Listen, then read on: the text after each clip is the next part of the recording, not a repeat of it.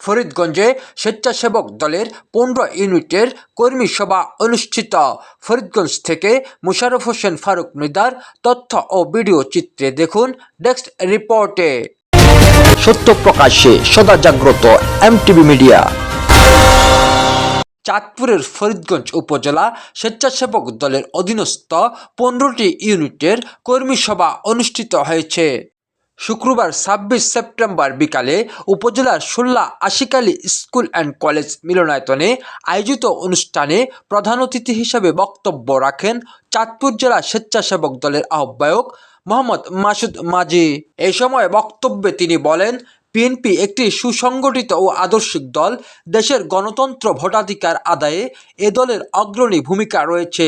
আগামী নির্বাচনে দলকে রাষ্ট্র ক্ষমতায় আনতে সকলকে ঐক্যবদ্ধ হয়ে কাজ করার আহ্বান জানান তিনি। উপজেলা স্বেচ্ছাসেবক দলের আহ্বায়ক মোহাম্মদ আক্তার হোসেনের সভাপতিত্বে ও সদস্য সচিব মোহাম্মদ ফারুক হোসেনের সঞ্চালনায় বিশেষ অতিথি হিসেবে বক্তব্য রাখেন জেলা স্বেচ্ছাসেবক দলের সদস্য সচিব মোহাম্মদ শামসুল আরিফিন, জেলা স্বেচ্ছাসেবক দলের সিনিয়র যুগ্ম আহ্বায়ক মোহাম্মদ শামসুল আলম সূর্য, জেলা স্বেচ্ছাসেবক দলের সদস্য অ্যাডভোকেট মোহাম্মদ জাবের হোসেন ও সদস্য ফারুক ভূঁইয়া। এ সময় উপস্থিত ছিলেন উপজেলা স্বেচ্ছাসেবক দলের সিনিয়র যুগ্ম আহ্বায়ক মোহাম্মদ নাজমুল আলম জুয়েল, যুগ্ম আহ্বায়ক মোহাম্মদ সুমন মৃধা, বিএনপি নেতা মোস্তফা কামাল সবুজ সহ উপজেলার 15টি ইউনিয়নের স্বেচ্ছাসেবক দলের নেতৃবৃন্দ।